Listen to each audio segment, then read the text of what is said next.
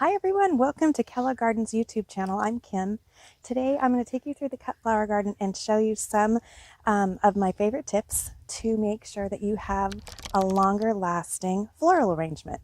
But first, make sure you hit the subscribe button and the notification bell so you can always get great content like this from Kellogg. After months and months of hard work, it's so fun to be able to walk out to the cut flower garden and pick flowers for an arrangement. I'm going to share with you some tips that have helped to extend the vase life for my flowers. Okay, so what you're going to need is a clean and sanitized bucket with warm water, some clean and sharp pruners, a vase or any kind of vessel to put your flowers in with water, some flower food, and some hydrating treatment for anything like basil or hydrangeas, anything like that. Start with a clean and sanitized bucket and vase to prevent bacteria. That can plug up the stems and prevent them from getting water. Harvest during the coolest part of the day in the early morning or the evening when the flowers are hydrated, so they'll recover more quickly from the shock of being cut. So I try to find some of the longest stems possible. Just makes for a better flower arrangement. So here's one, for instance, and this one has the best of both worlds. It has the fuller blooms, but it also has one that's just starting to open up. So when these start dying back, you'll still have more flowers that are blooming. And now I'm going to cut it at an angle, because that way it's going to be a lot easier to absorb the water by having a maximum surface. Strip all the foliage that would be covered in the water in the vase. The other thing I love about Cosmos is the gorgeous foliage that it has. So all of this, first, again, you're going to take the foliage that's going to be in the water out, but it just adds so much interest. So I'm also going to get some snapdragons in here, and there are so many bees buzzing around. I'm trying to keep my distance from them. This is such a beautiful cut flower. Snapdragons tend to last longer in the vases, at least for me. And it adds so much interest. It's such an interesting bloom. This is all the Chantilly mix. And all of these came from the same seed packet.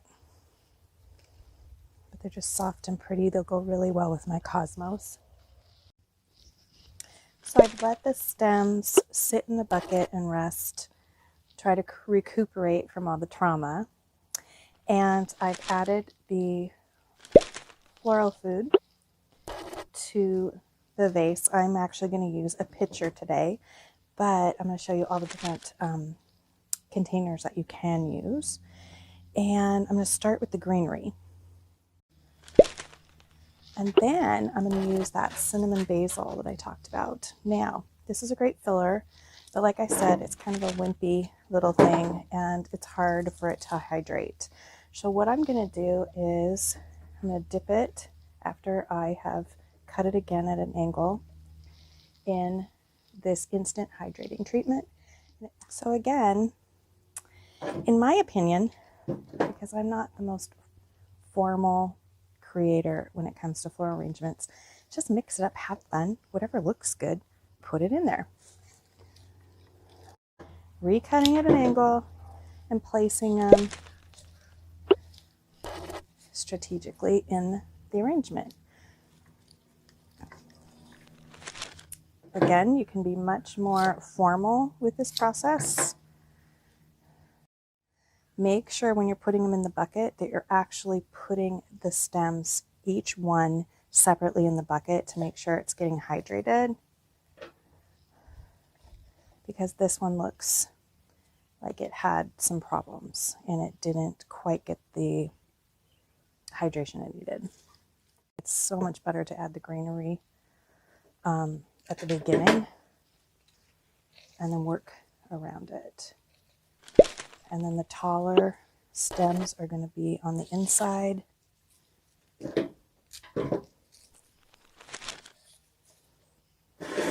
I keep turning it around too because I don't want just one side to look good, and that's what I tend to do when I don't keep turning it.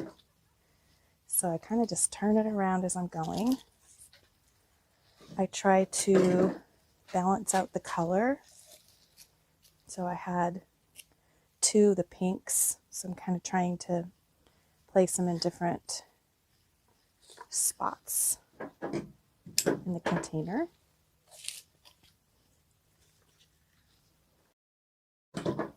And the cosmos just adds so much. I love them. My favorites. Every single flower arrangement I have has cosmos in them. You can use all kinds of different vessels for your flowers. You can use ironstone pitchers, regular pitchers like this one, mason jars, galvanized. So these are kind of at their end, but you get the idea. So I just used an old bucket, but I put them in mason jars. So they held their water. Normally they wouldn't, it would leak. So you're able to have them stand upright better, and you can use vintage buckets that have holes in them and it doesn't matter. So let's recap. Make sure you harvest during the coolest part of the day. You need a bucket that is clean and sanitized with warm water and clean and sharp pruners. Try to harvest some of the buds that are slightly opened rather than completely opened. Don't forget to cut at an angle. Remove foliage from stems where the water is going to hit in the base. And don't forget to leave your flowers in clean water and let them rest in a cool spot for a few hours just to give them a chance to rehydrate. And there you go. There are my cut flowers for the day. Just a couple other tips. Don't forget to add the floral preservative or flower food into the vase, and make sure you recut the stems at an angle before you place them in the vessel. I hope some of these tips were helpful for you today. If you have any questions at all, make sure you leave them in the comment section. And if you liked this video, please tap the like button. Until next time, happy gardening!